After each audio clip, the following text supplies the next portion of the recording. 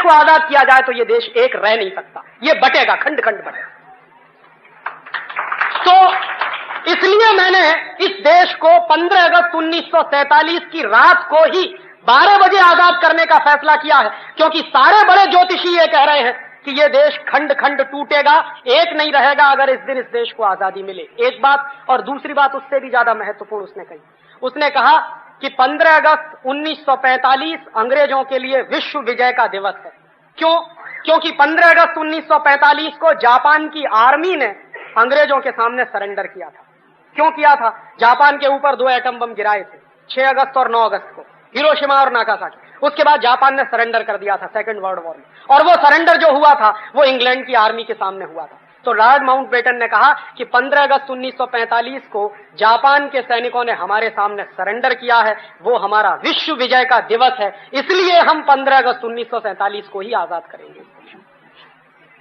और इस बात को पंडित नेहरू जानते थे, सरदार पटेल भी जानते थे, बहुत लोग जानते थे कि 15 अगस्त 1947 की रात को 12 बजे आजादी लेना इस देश के ज्योतिष शास्त्र के सारे कानूनों के खिलाफ है।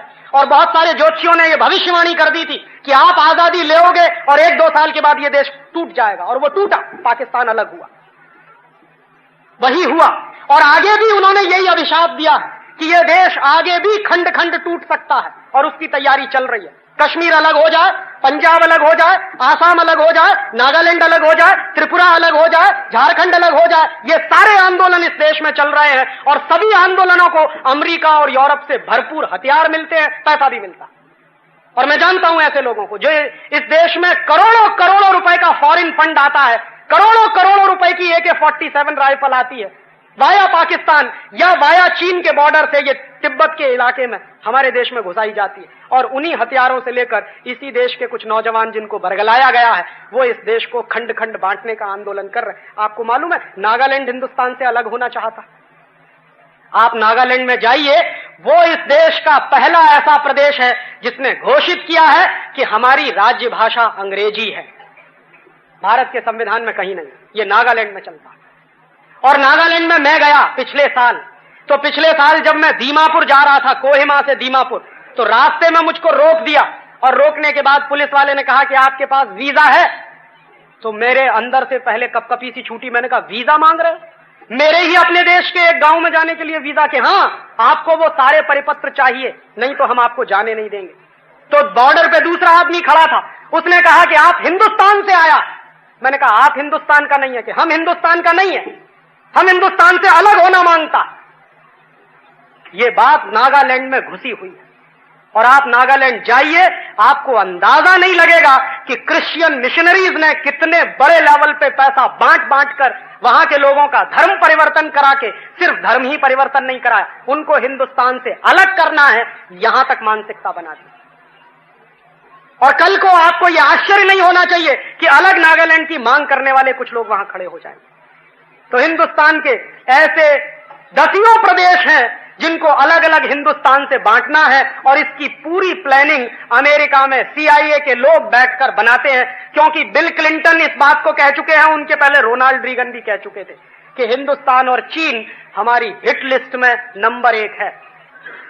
सोवियत संघ को तो हमने तोड़ दिया जैसे तोड़ना था, अब तोड़ने के लिए 2 ही देश हमारे सामने हैं, या तो चीन है या भारतवर्ष। तो भारतवर्ष को तोड़ना है, उसके तरीके वो जानते हैं, चीन को कैसे तोड़ना है उसके तरीके वो इस्तेमाल करने की कोशिश कर रहे हैं। ये अभिशाप आज का नहीं है, ये 1947 का। इसलिए मैं कहता हूं आजादी झूठी, इस आजादी का कोई मतलब नहीं। और ये एक और आखिरी बात कि इस देश के सबसे बड़े नेता महात्मा गांधी ने कहा कि ये जो ब्रिटिश पार्लियामेंट्री सिस्टम है ये बांझ है, वैश्या है। वो आदमी अहिंसा की बात करने वाला, कटु शब्द भी उसके मुंह से ना निकले ऐसा व्यक्ति था, गाली तो कभी उसके मुंह से निकलती नहीं थी। उस आदमी ने पार्लियामेंट्री सिस्टम को बांझ और वैश्या कहा, और इसलिए उस आदमी ने कहा था कि कांग्रेस को खत्म कर दो। तो कांग्रेस तो खत्म नहीं हुई, लेकिन गांधी को खत्म कर दिया इन कांग्रेसियों, क्योंकि वो उनके रास्ते में आड़े आने लगा था। और वो कहता था कि ये कांग्रेसी ऐसे ही इस देश को लूटेंगे जैसा ब्रिटिशर्स इस देश को लूटते रहे, क्योंकि पार्लियामेंट्री डेमोक्रेटिक सिस्टम इस देश के लिए है नहीं, और अंग्रेजों ने जबरदस्ती इस देश पर लादा है वो सिस्टम। आज हम देख रहे हैं कि वो लूट कितनी बढ़ गई है। आपको याद है, ये कांग्रेसी सरकारों ने पार्लियामेंट में जाने के बाद सबसे पहले प्रिवी पर्स की बात की थी। इस देश में जो राजे रजवाड़े हुआ करते थे, उन राजे रजवाड़ों के लिए सरकार की तरफ से कुछ पैसा दिया जाता था हर महीने, किसी को 6 महीने पे, किसी को साल भर में। तो ये सारे के सारे एमपीज, उस जमाने के कांग्रेस के एमपीज हल्ला करते थे पार्लियामेंट में कि राजे रजवाड़ों के शासन तो खत्म हो गए, तो ये फिर प्रिवी पर्स क्यों मिलता है इनको। तो एक झटके में इन सबने प्रिवी पर्स खत्म कर दिए। आज वही एमपीज क्या कहते हैं, हमारी तनख्वाह बढ़ाओ, हमारा टीए बढ़ाओ, हमारा डीए बढ़ाओ, हमारा एचआरए बढ़ाओ, हमारे अलाउंसेस बढ़ाओ, और पेट नहीं भरता, कितना खाते हैं आपको अंदाजा नहीं है। एक एक एमपी की तनख्वाह पर इस देश में प्रति व्यक्ति 2.5 लाख रुपए खर्च होता, आपकी जेब से, मेरी जेब से। और एक एक व्यक्ति से ये जो 2.5 लाख रुपया खर्च हो रहा है इस देश के एक एक राजे रजवाड़े को पालने के लिए, आप शायद गालियां देते होंगे उस जमाने के राजे रजवाड़ों को, ये आज के जमाने के राजे रजवाड़े बैठे हैं जिनके बाप जो है एमपी थे, उनका बेटा भी एमपी है और नाती भी एमपी बने, इसकी कोशिश करते हैं, चाहे उसमें दम हो या ना हो। माने राजे रजवाड़ों के खानदान में ऐसा चलता था कि बाप राजा है तो बेटा भी राजा। अब क्या हो गया, बाप एमपी है तो बेटा भी एमपी बनेगा, चाहे बेटे में कोई गुण हो या ना हो। यह कोशिश हर एक बड़ा नेता करता है, अपने बेटा बेटी को जबरदस्ती पार्लियामेंट में घुसाने की कोशिश करता है। तो एक एक एमपी के ऊपर 2.5 लाख रुपया खर्च होता हमारी जेब से। ये आपका टैक्स का पैसा, मेरे टैक्स का पैसा, और उस पर ये तागड़ धिन्ना करते हैं, मौज करते हैं, मस्ती करते हैं।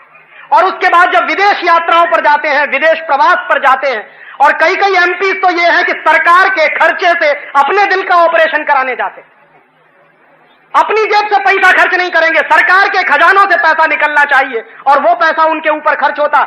और कैसे कैसे बहाने बनाकर एमपीज को ले जाने के लिए, अभी एक डेलीगेशन गया मेंबर ऑफ पार्लियामेंट का, सैकड़ों करोड़ रुपए खून पसीने की कमाई का बर्बाद कर दिया। क्या करने गए थे, दूसरे देश के पार्लियामेंट का अध्ययन करने गए थे। क्या अध्ययन करके आए, कुछ अध्ययन वध्ययन नहीं करके आए, घर के लिए कुछ खरीदारी कर लाए, बीवी के लिए साड़ियां ले आए, लिपस्टिक ले आए, नेल पॉलिश ले आए, पाउडर ले आए, और बातें करते हैं कि हम जा रहे हैं वहां पर। यह पार्लियामेंट्री डेमोक्रेटिक सिस्टम हमारे लिए है नहीं। और उसी पार्लियामेंट्री डेमोक्रेटिक सिस्टम, और इसमें एमपीज के साथ अगर हिंदुस्तान की सभी असेंबलीज के एमएलए की तनख्वाह अगर आप जोड़ दें तो ये 2.5 लाख रुपया जानते हैं कितना बैठता, 5.5 लाख रुपया। और ये 5.5 लाख रुपए में अगर हिंदुस्तान की पार्लियामेंट की चलने वाली एक एक मिनट की कार्यवाही को जोड़ दें तो ये रुपया 10 लाख के आसपास बैठता है। प्रति व्यक्ति 10 लाख रुपया खर्च होता है इस देश की बांझ और वैश्या पार्लियामेंट को चलाने के लिए। ये है इस देश का पार्लियामेंट्री डेमोक्रेटिक सिस्टम। और वहां बैठ के होता क्या है, कुछ नहीं होता है सिवाय एक काम के, जब मन में आया वॉकआउट करो, जब मन में आया हल्ला मचा दो। और आप अगर देखो, अब तो 0 आवर की कार्यवाही का 1 घंटे प्रसारण होता है, आपको लगता है कि ये पार्लियामेंट हिंदुस्तान के किसी मॉन्टेसरी स्कूल के बच्चों की क्लास से ज्यादा बेहतर है, जहां बच्चे आपस में लड़ते हैं, एक दूसरे को तू मैं करते हैं, एक दूसरे को गालियां देते हैं, उससे ज्यादा बेहतर आपको लगता है पार्लियामेंट का स्टेटस है? जिस तरह से झगड़े होते हैं, जिस तरह से तू मैं होती है, और जिस तरह से एक दूसरे की धोती उतारने का काम करते हैं वहां पार्लियामेंट में, आप सोच सकते हैं ये इस देश के एमपीज हैं। और आप वहां की तो बात छोड़ दीजिए, मेरे उत्तर प्रदेश में तो एक दिन ये हो गया कि माइक उठा के पटक के दूसरों के सिर पे मारा। इन लोगों ने ये किया, पेपर वेट उठा के मारा, पटक के सिर फट गए लोगों। ये मेरे यहां हुआ उत्तर प्रदेश में। और बिहार की असेंबली में तो रोज यही दृश्य रहता, कब पेपर वेट उठा के दूसरा जो है दूसरे के खोपड़े पर मार देगा, कुछ पता नहीं। माने हम जो है लाखों रुपया, 10 लाख रुपया खर्च करते हैं एक एक एमपीज पर, और इस पार्लियामेंट की एक एक मिनट की प्रोसीडिंग्स पर। वो पार्लियामेंट हमको देता क्या? वो पार्लियामेंट सिवाय एक काम करने के कुछ नहीं कर रहा, देश बेचो और देश बेचो। India is on sale. Hindustan की आजादी के 50वें सालगिरह पर हमने हिंदुस्तान को बेचने के लिए खोल दिया। ऐसे इस देश की स्वर्ण जयंती मनाई जा रही है, आजादी। और ये समझौते पता है कैसे होते हैं? आपने कभी कभी देखा होगा टेलीविजन पे, हमारे प्रधानमंत्री दूसरे देश के प्रधानमंत्री से मुस्कुराते हुए हाथ मिलाते हैं, वो एक फाइल उनके हाथ में पकड़ा देता, वो दूसरी फाइल उनके हाथ में पकड़ा देता, देश बिकने का समझौता हो जाता।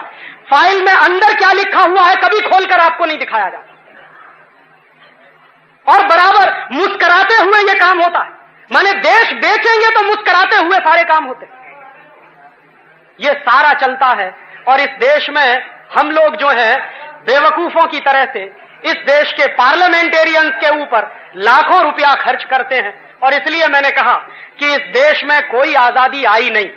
अंग्रेजों ने ये पार्लियामेंट अपने स्वार्थ के लिए बनाया था, वही पार्लियामेंट इस देश में चलता है। अंग्रेजों ने अपने स्वार्थ के लिए जो कानून बनाए थे वो कानून चलते हैं। अंग्रेजों ने अपने स्वार्थ के लिए जो संविधान दे दिया वो संविधान चलता है। और अंग्रेजों ने अपने स्वार्थ के लिए जो अर्थव्यवस्था बनाई वही अर्थव्यवस्था चलती है। और हम सबको जानते हैं क्या कहा जाता है, देश का विकास हो रहा है। इतना बड़ा भ्रम कभी हुआ नहीं इस देश को, विकास हो रहा है। इस विकास के पैमाने क्या हैं जरा देखिए। विकास का माने क्या, 1947 में जब आजाद हुए तो इस देश के ऊपर एक नए पैसे का विदेशी कर्ज नहीं था। और अब कितना विकास हो गया है, अब विकास हो गया है कि हिंदुस्तान का प्रत्येक बच्चा 8,500 रुपए का कर्जदार हो गया। ये विकास हो गया इस देश में। पहले एक नए पैसे का कर्जा नहीं था। 200 साल अंग्रेजों ने लूटा तो भी हमारे ऊपर एक नए पैसे का कर्जा नहीं था। और अब 50 साल की आजादी के बाद इस देश के बच्चे बच्चे को हमने कर्जदार बना दिया। ये विकास हुआ। विकास की दूसरी परिभाषा मैं आपको देता हूं, कितना विकास हुआ।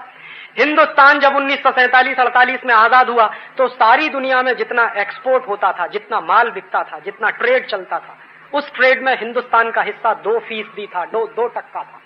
और आज 1997 में सारी दुनिया के ट्रेड में हिंदुस्तान का हिस्सा घटकर 0.4% रह गया। इतना विकास हुआ। विकास कितना हुआ है, 1947-1948 में इस देश का विदेशी व्यापार का घाटा, माने आयात निर्यात का घाटा, आयात ज्यादा होता है निर्यात कम होता है, उसकी वजह से घाटा आता है व्यापार में। तो 1947-48 में रिजर्व बैंक के आंकड़ों के अनुसार आयात निर्यात का घाटा 2 करोड़ रुपए था। आज 1997 में आयात निर्यात का घाटा 15,000 करोड़ हो गया है। ये है विकास इस देश का। और मैं विकास की परिभाषा दूं आपको, 1947-48 में 4 आने सेर का गेहूं मिलता था, आज 18 रुपए किलो का गेहूं हो गया। ये विकास है इस देश में। 1947-48 में रिजर्व बैंक के आंकड़ों के अनुसार 6 आने का 1 सेर दूध मिलता था गाय का शुद्ध, और अब 20 रुपए किलो का पाउडर का दूध पीजिए और आपका विकास हो गया। 1947-48 में इस देश में 3 पैसे की 1 सेर भाजी मिलती थी, सब्जी मिलती थी। आज 20 रुपए की 1 पाव भाजी मिल जाए तो अपने आप को बात भाग्यशाली समझिए। यह विकास हो गया इस देश में। 1947-48 में आपके पुरखों ने, जो दादा दादाजी यहां बैठे हैं बुजुर्ग, उनसे मैं शायद जानना चाहूंगा कि हापुस आम आपको खाने को ही नहीं बांटने को मिलता होगा।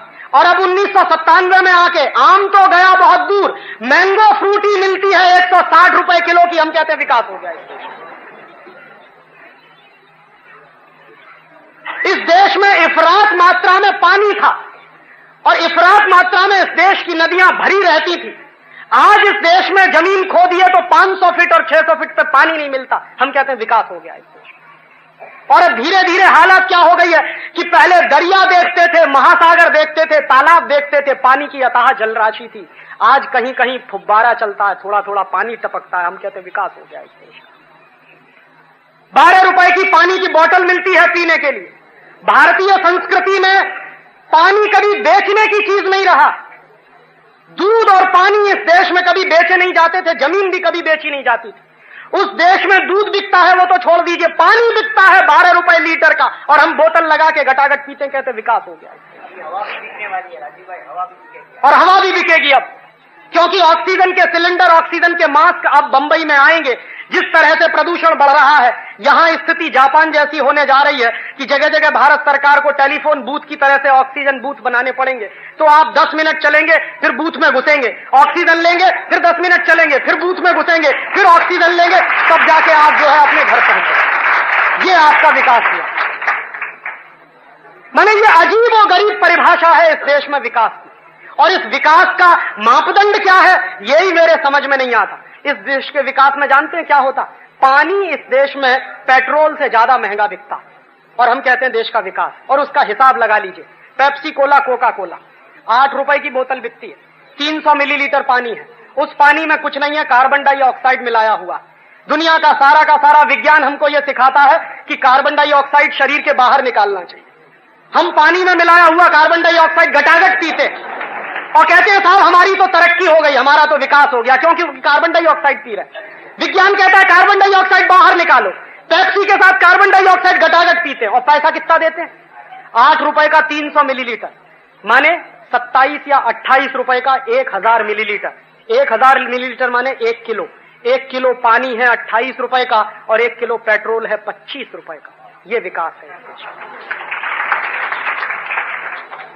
बाजार में जाइए, 5 रुपए 6 रुपए लीटर का दूध खरीदती है और इन दोनों कंपनियों के 14 कारखाने हैं पूरे देश में। एक कारखाने में एक दिन में 30,000 लीटर दूध बर्बाद करते हैं ये दोनों कंपनी, और करोड़ों लीटर दूध बर्बाद करती हैं ये दोनों कंपनी। जिस दूध को 5-6 रुपए लीटर में खरीदती हैं गांव के किसान से, उसी दूध का चॉकलेट बनाती हैं तो बिकता है 180 रुपए किलो। चॉकलेट कैडबरीज का माने 180 रुपए किलो। तो बादाम की बर्फी नहीं मिलती। बादाम की बर्फी से महंगी चॉकलेट बिकती है जिसमें जहर मिलाया हुआ है निकिल और क्रोमियम का। माने जहर जो है बादाम से महंगा बिकता है और हम कहते विकास हुआ है। ये अजीब परिभाषाएं हैं हमारे विकास में। और दोस्तों, सच मायने में कोई विकास नहीं हुआ है, विनाश हुआ है इस देश का। और ये विनाश जानते हैं कैसा हुआ? आप एक बाजू में देखते हो, राजीव भाई को पूछोगे कि राजीव भाई सीएलओ कार दौड़ती है, मारुति दौड़ती है, 5 स्टार होटल बन गए, इतने बड़े बड़े फ्लाईओवर बन गए, इतनी चमक दमक हो गई है बंबई में, केंटकी फ्राइड चिकन आ गया, मैकडॉवेल आ गया, तो क्या ये सब बेवकूफी है? और मैं आपको यही कहने आया हूं कि ये जो कुछ आप देखते हैं ये सब उधार का विकास है। कर्जा लिया है और उस पर से ये हुआ, और ये कर्जा आपको चुकाना पड़ेगा। और कर्जा चुकाने की औकात अब भारत सरकार की खत्म हो गई है। जानते हैं क्या होता है? हर साल भारत सरकार पिछला कर्ज चुकाने के लिए नया कर्ज लेती है। इस साल क्या स्थिति है? 60,000 करोड़ रुपए का ब्याज चुकाना है। कर्ज चुकाने की तो बात छोड़ दी। और इस देश के बजट की हालत देखिए कि विकास का माने क्या। भारत सरकार के नेशनल बजट में जो एक साल का करीब 2 लाख करोड़ के आसपास का, 2 लाख करोड़ के नेशनल बजट में 60,000 करोड़ रुपया सिर्फ विदेशी कर्जे का ब्याज चुकाने में खर्च होता। बजट का 1/3 60,000 करोड़ विदेशी कर्जे का ब्याज चुकाने में खर्च होता है और 54,000 करोड़ देश का प्लान्ड एक्सपेंडिचर है। माने देश में सच में विकास करने के लिए 54,000 करोड़ खर्च होता है और उस विकास को करने के लिए जो कर्ज लिया है उसका ब्याज चुकाने में 60,000 के, और तालियां बजाते हैं कि देश का विकास हुआ। और क्या होता है? जिस दिन भारत सरकार को वर्ल्ड बैंक और IMF से कर्ज मिल जाता, उस दिन हिंदुस्तान के सारे बड़े अखबारों में, माफ करेंगे 2 अखबार वाले यहां बैठे, सारे बड़े अखबारों में मोटी मोटी हेडलाइन कि एड इंडिया कंसोर्टियम से $5.6 बिलियन मिलने जा रहा है, $10 बिलियन मिलने जा रहा है, $15 बिलियन मिलने, माने ये नेशनल न्यूज बनती है। जो शर्म की बात है हमारे लिए वो नेशनल न्यूज बनती है। मीडिया में बैठे हुए लोगों के दिमाग का विकास भी इतना हो गया कि जिस पर संपादकीय आने चाहिए थे शर्म के कि इस देश पर विदेशी कर्ज बढ़ता जा रहा है, उन अखबारों में इतनी बड़ी बड़ी हेडलाइन की खबरें छपती हैं। और अखबारों में खबरें छपती हैं वो तो एक बाजू में, पार्लियामेंट में ताली बजा बजा के स्वागत होता है कि आज हमको विदेशी कर्ज मिल गया, स्वागत होता है। और जानते हैं इस सरकार का चरित्र क्या? इस सरकार ने बेगर्स एक्ट बनाया, आपको मालूम? भिखारियों का कानून। और भिखारियों का कानून क्या है? दिल्ली में है, यहां महाराष्ट्र में भी, कई प्रदेशों में लागू है। उसमें क्या है? अगर कोई भिखारी 10 पैसे की भीख मांगे, 50 पैसे की भीख मांगे, 1 रुपए की भीख मांगे तो पुलिस वाला बंद कर देगा पकड़। ये बेगर्स एक्ट कहता है। तो माने 10 पैसे, 50 पैसे और 1 रुपए की भीख अगर कोई मांगता है तो उसको जेल में बंद कर देते हैं। और ये $5 अरब की भीख मांग कर लाते हैं, तालियां बजा बजा के स्वागत करते हैं पार्लियामेंट। इनको पकड़ के जेल में बंद नहीं करते। जरा पूछिए कि 50 पैसे की जो भीख मांग रहा है बेचारा, वो गरीब आदमी है, उसको तो पकड़ के तिहाड़ जेल में बंद कर देंगे। और जो $5 अरब की भीख मांग के ला रहा है उसको बेस्ट फाइनेंस मिनिस्टर का अवार्ड देते हैं। ये इस देश की कम नसीबी।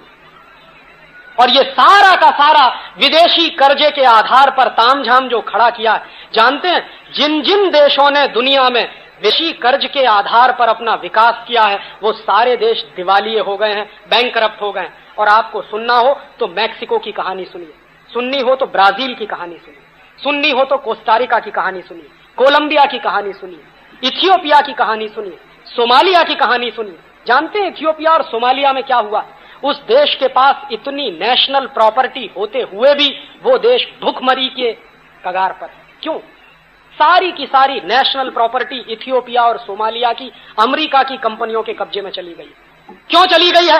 सोमालिया की और इथियोपिया की सरकारों ने 10 साल पहले इसी विकास का रास्ता पकड़ा था, विदेशी कर्ज लो और विकास करो। कर्ज लेते लेते 10 साल के बाद यह हालत हो गई है कि आज अगर इथियोपिया अपनी पूरी राष्ट्रीय संपत्ति बेच दे तो विदेशी कर्ज नहीं चुक सकता। यह हालत हो गई। सोमालिया अगर अपनी पूरी संपत्ति बेच दे तो उनके ऊपर जितना विदेशी कर्ज हो गया वो चुक नहीं सकता। तो इन देशों ने जो रास्ता पकड़ा था उधार लेकर विकास करने का, वही रास्ता हमने पकड़ा। और जानते हैं धीरे धीरे हमारी हालत भी वही हो रही है। अगर भारत सरकार की नेट इनकम का हिसाब में लगाऊं तो जितनी कुल आमदनी है वो कुल आमदनी का करीब 60% विदेशी कर्जे का ब्याज चुकाने में खर्च होता है। भारत सरकार की कुल आमदनी 1,10,000 करोड़ की है और 60,000 करोड़ रुपया खर्च करती है विदेशी कर्जे का ब्याज चुकाने में। ये चल रहा है इस देश में। और बजट बनता कैसे? अभी आ रहा है बजट, वो बनता कैसे है उसको समझ लीजिए कि बजट का सबसे बड़ा हिस्सा विदेशी कर्जे का ब्याज चुकाने में खर्च हुआ। उसके बाद 20,000 करोड़ रुपया सरकार के कर्मचारियों की तनख्वाह देने में खर्च होता और उस 20,000 करोड़ के बाद लगभग 5 से 6,000 करोड़ रुपया पेंशन देने में खर्च होता। उसके बाद भारत सरकार का जो रक्षा मंत्रालय का बजट है वो 20-22 हजार करोड़ का उसमें चला जाता और उसके बाद जो कुछ बचा है वो सब नॉन प्लैन्ड एक्सपेंडिचर में चला जाता है। प्लैन्ड एक्सपेंडिचर से कई गुना ज्यादा नॉन प्लैन्ड एक्सपेंडिचर है, माने जहां सच में पैसा लगना चाहिए वहां पैसा लगता नहीं है और जहां पैसा नहीं लगना चाहिए, कम होना चाहिए, वहां सबसे ज्यादा पैसा खर्च होता है और वो बराबर घाटा चलता रहता है। तो उस घाटे को पूरा करने के लिए क्या करते हैं? या तो नोट छापते हैं और नोट छापने से काम नहीं चलता है तो हिंदुस्तान की सरकार फिर विदेशों से कर्ज लेके आती है। और अब की बार तो सरकार ने अद्भुत फैसला किया है आपको लूटने का। जानते हैं क्या किया? भारत सरकार के रिजर्व बैंक ने तय कर लिया है कि इस साल 100 रुपए का सिक्का छापेंगे और 100 रुपए का सिक्का आपको 200 रुपए में बेचा जाएगा। जरा सोचिए, ये आजाद हिंदुस्तान के बनने वाले नियम है कि 100 रुपए का सिक्का बनेगा, वो आपको बेचा जाएगा 200 रुपए में, माने हर एक आदमी की जेब से 100 रुपया निकाला जाएगा। ये सरकारें लूटने का काम कर रही हैं, ये सरकारें हैं हमारी। ये तो डकैत हैं, चोर हैं, उचक्के हैं, लुटेरे। इनको सरकार कहना तो सरकार शब्द की तौहीन करना है मेरे हिसाब से। और अंग्रेजों ने दोस्तों जितना नहीं लूटा है इस देश को, उससे ज्यादा लूट पिछले 50 साल में इस देश की हुई। इसी देश के कुछ बड़े अर्थशास्त्रियों में, जिनमें प्रोफेसर एस.के. गोयल और ब्रह्मानंद जैसे लोग हैं, उनके कुछ रफ एस्टीमेट हैं। मैं एक दिन हिसाब लगा रहा था कि ईस्ट इंडिया कंपनी कितना लूट कर ले जाती थी एक साल में इस देश से। तो भारत से ईस्ट इंडिया कंपनी का एक साल का नेट प्रॉफिट 60 करोड़ रुपए के बराबर था। तो 60 करोड़ रुपए ईस्ट इंडिया कंपनी दर वर्ष ले जाती थी लूट कर। अब कितना लूट रहे हैं?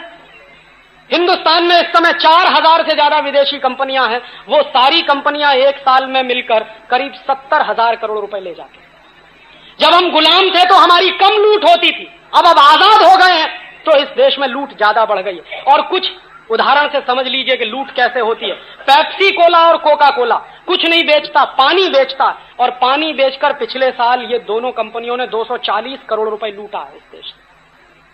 240 करोड़ रुपए लूटा। एक बाजू में इस देश में लाखों गांवों में पीने का पानी नहीं है और भारत सरकार इस बात को कहती है पार्लियामेंट में। शर्म आनी चाहिए कि आजादी के 50 साल बाद भी लाखों गांवों में पीने का पानी नहीं है। और ये हालत आपको देखनी हो तो ज्यादा दूर मत जाइए, गुजरात के कच्छ के इलाके में चले जाइए। मैं 3 महीने रहा हूं कच्छ में। जब कारगिल कंपनी के खिलाफ अभियान चलता था तो मैं 3 महीने कच्छ में रहा था। 4-4 दिन में, 5-5 दिन में एक टैंकर आता है एक गांव में। 4-4 दिन में 5-5 पीने का पानी नहीं होता। लेकिन उन गांवों में मैंने पेप्सी कोला, कोका कोला बिकते देखा। शुद्ध पीने का पानी नहीं मिलेगा, पेप्सी बिकेगा इस देश में।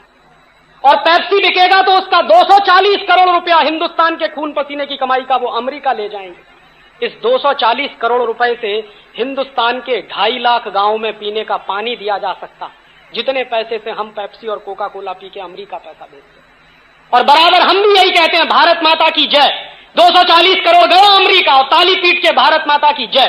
भारत माता की जय कहां से होने वाली? और हम भी यही मानते हैं कि जब तक पेप्सी नहीं पिएंगे, कोका कोला नहीं पिएंगे, हमारा विकास नहीं होगा। पहले घर घर में, गली गली में जाते थे, कोई केरी का रस पिलाता था, कोई शिरडी का रस पिलाता था, कोई नींबू का रस पिलाता था। अब घुसिए घर में, सबसे पहले पूछे, राजीव भाई चाय पिएंगे? कि राजीव भाई कहेंगे नहीं नहीं चाय नहीं पिएंगे। तो कॉफी पिएंगे? नहीं नहीं कॉफी भी नहीं पिएंगे। तो ठंडा पिएंगे, पेप्सी या कोका कोला पिएंगे?